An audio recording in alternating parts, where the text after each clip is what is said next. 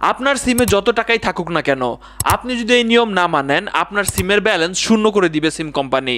যে সকল গ্রাহকের মূল অ্যাকাউন্ট ব্যালেন্সের মেয়াদ শেষ হবার 90 দিনের মধ্যে রিচার্জ করেননি, তাদের ব্যালেন্স শূন্য হয়ে যাবে।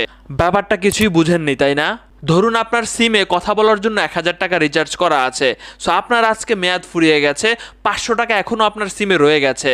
সো আপনি যদি অবহেলা করেন যে না আমি আর ফোনে রিচার্জ এখন আর করব না, যখন মনে হবে তখন করব, এই ভুলটা করলেই আপনার এই 500 টাকা শূন্য করে দিবে সিম কোম্পানি।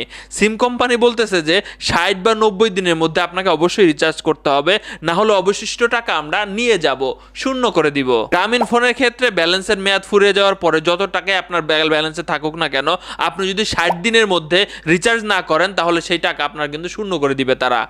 রবির জন্য আপনার ব্যালেন্সে যত টাকাই থাকুক না কেন, মেয়াদ ফুরানো 90 দিনের মধ্যে যদি আপনি রিচার্জ না করেন, ভাই ভ্যানিশ করে দিবে যে টাকায় থাকুক না কেন।